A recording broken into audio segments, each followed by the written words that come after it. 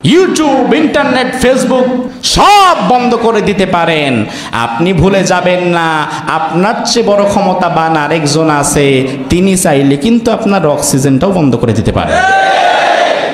দুনিয়াতে ফেরাউনের সন্ত্রাসের রাজত্ব ভেঙে চুরমার হয়ে গেছে, নমরুদের সন্ত্রাসের রাজত্ব ভেঙে চুরমার হয়ে গেছে, আবু জেহেলের ক্ষমতার রাজত্ব চুরমার হয়ে গেছে। বর্তমানে যারা সেই পথে হাঁটবে, আমার আল্লাহ তাআলা তাদের রাজত্ব ভেঙে চুরমার করে দেবে।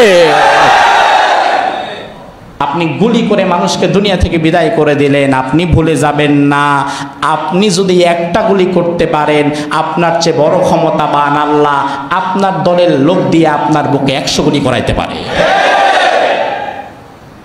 দুনিয়ার বড় বড় ক্ষমতাবান না তাদের কাছের মানুষের কাছে মারা গেল, লাভ কি? লাভ কি? আমার আল্লাহ তাআলা যদি শুধুমাত্র একবার রেগে যায়, খেলাটা ঘুরে দেয়, বাহিরের মানুষের দরকার নাই। আজকে তোমারে পাহারা দিচ্ছে যারা, কালকে তোমারে মেরে ফেলবে তারা। দুনিয়াতে আল্লাহর নিরাপত্তার চাইতে বড় নিরাপত্তা কারো নাই, আল্লাহর নিরাপত্তার চাইতে মজবুত নিরাপত্তা কারো নাই। আমাদেরকে বলে হুজুর এটা বলবেন না, এটা করবেন না, আল্লাহর ওয়াস্তে এটা বলবেন না, নিরাপত্তা নাই, এই নাই সেই নাই, পরিস্থিতি ভালো না, এই ভালো না, সেই ভালো না। আরে মুসলমান, পরিস্থিতি যদি সারা জীবন ভালোই থাকতো, কোরআনে কারীম নাজিল হওয়ার তো দরকারই ছিল না।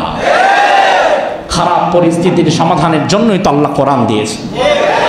এজন্য আজকের জুমার সর্বশেষ পয়েন্ট, সরকারি দল, বিরোধী দল, ছাত্র, শিক্ষক, কোটাধারী আর কোটা ছাড়া যারাই আছেন, সবার জন্য সমাধান একটাই।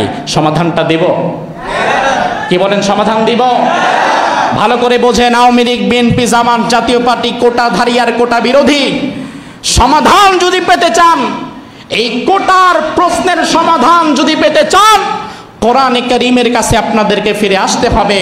কারণ আল্লাহ তাআলা বলেছেন, যখন তোমাদের মাঝে কোনো বিষয় নিয়ে বিভেদ সৃষ্টি হবে, মতানৈক্য সৃষ্টি হবে, তখন তোমরা নিজেরা পাকনামি আর মাতবরি না করে ফারুদ্দুহু ইলাল্লাহি ওয়ার রাসূল, আল্লাহ এবং আল্লাহর রাসূলের কাছে এই বিষয়টাকে ফিরিয়ে দাও। দেওয়ার পরে দেখো ওই বিষয়ে কোরআন এবং হাদিসের সমাধান কি।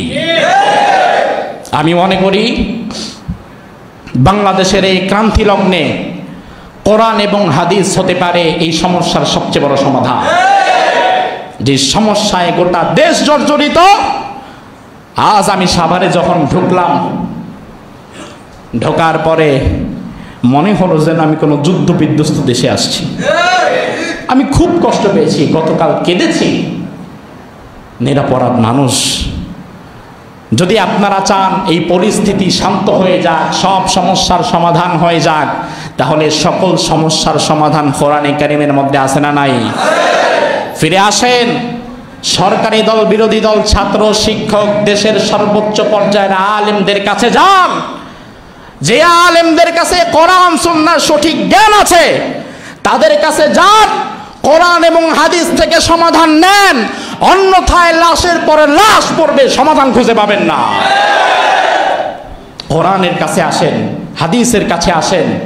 এই বিষয়ে ইসলাম কি বলে, রাসূলুল্লাহ কি বলেছে, সাহাবায়ে কেরাম কি বলেছে, আল্লাহ তাআলা কি বলেছে, মানুষ চাকরি বাকরি কি কোটার ভিত্তিতে পাবে নাকি নিজের যোগ্যতায় পাবে, সাহাবায়ে কেরাম কি বলে, রাসূলুল্লাহ কি বলে।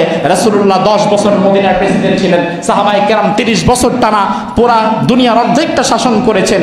তো সাহাবায়ে কেরাম এবং রাসূলুল্লাহ 40 বছরের এই রাষ্ট্রীয় জীবন থেকে অবশ্যই আপনি আপনার রাজনৈতিক প্রতিটা বিষয়ের সমাধানই পাবেন।